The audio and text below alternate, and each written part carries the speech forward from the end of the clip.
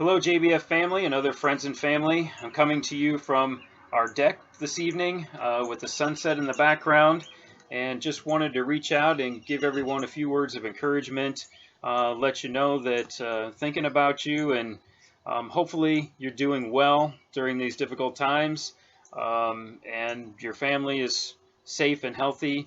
If you're having any difficulties, please don't hesitate to reach out to someone. You can reach out to the church. You can reach out to other organizations. We'd be really glad to help you out, and just to make sure that you're safe and doing well. Quick shout out to Ryan. Man, you've been out running 10 miles at a time. That's amazing. I've been doing a little running myself, but I got a long ways to go before I can do 10 miles at once. Hopefully we can connect sometime this summer and run some 5Ks together if this thing ever comes to an end. Also a shout out to Jim. Thanks for inviting me and everyone else to join your neighborhood. Sounds pretty good so long as I don't have to wear personal protective equipment to be there. But anyway, thanks a lot, you guys, and everyone else who submitted videos and encouraging words and been participating on Zoom meetings and all that kind of stuff to stay connected and just reach out to everyone. So thanks a lot. I want to talk to you tonight about my favorite character in the Bible, Daniel.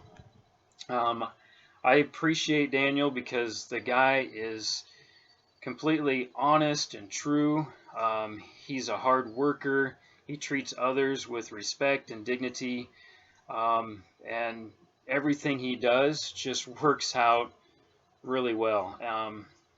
If you're not familiar with Daniel, I'd encourage you to read about him. You can find him by turning to the center of your Bible, which probably will land you in Psalms or Proverbs. Work your way to the right. So there's Song of Solomon, Isaiah, Jeremiah, Ezekiel, and there's a few other books in there that I probably flipped past, and then you get to Daniel. So Daniel, if you're not familiar with him, when he was a youth, he got to see his land, the land of Judah, overthrown by the Babylonians, and they took the spoils of war back home with them, including Daniel himself, never to return to his homeland. He was taken by the Babylonians. His name was changed. He was made an eunuch, which essentially means he's never going to have kids.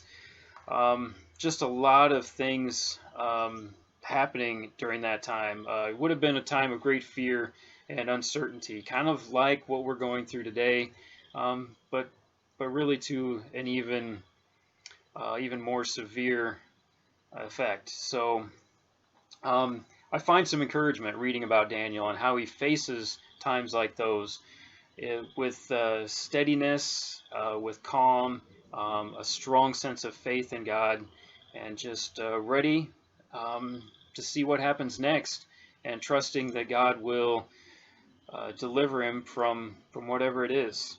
I really like Daniel because everything he does just really works out well, and I don't know, he's just a real upstanding guy. Let's turn to chapter, let's see, turn to chapter 6. I want to start at verse, let's start at the beginning of chapter 6. This talks about how great Daniel's character is, and he's now under King Darius of the Persians and the Medes. King Nebuchadnezzar is gone now, and he's on his third ruler.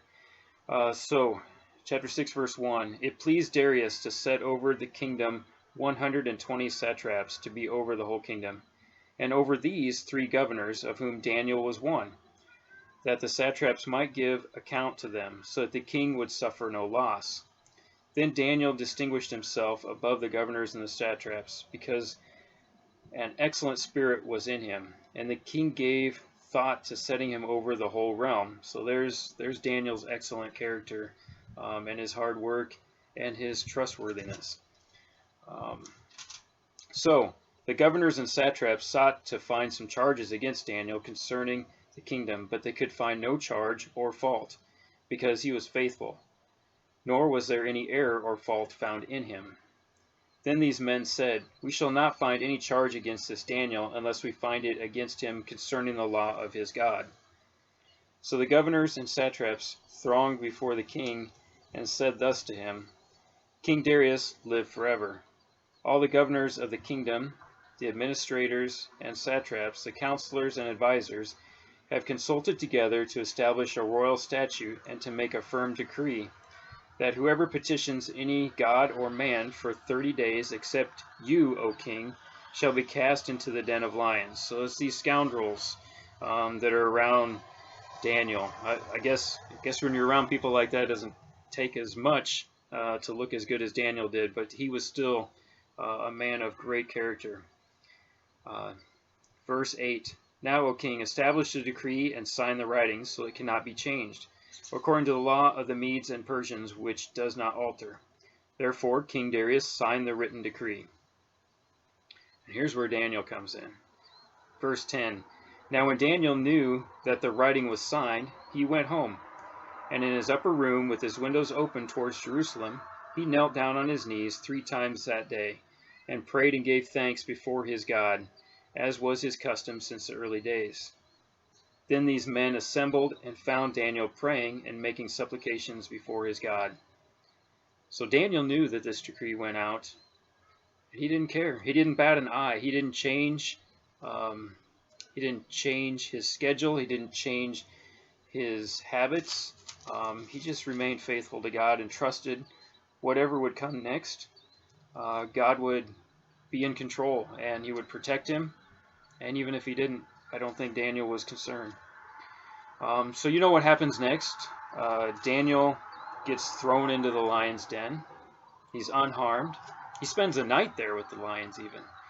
And then the next day, King Darius actually really appreciated Daniel and thought highly of him, and was anxious to see that he was well the next day. When he found him to be in good health, he took Daniel's accusers and threw them in the lion's den. And those guys didn't last 2 minutes. The lions attacked them and killed them. So what's the moral of this? Trust in God. If you remain faithful to him, he will remain faithful to you, and he will look after you. He'll keep you safe, and he will protect you. So stay well. Again, reach out if there's anything that you need.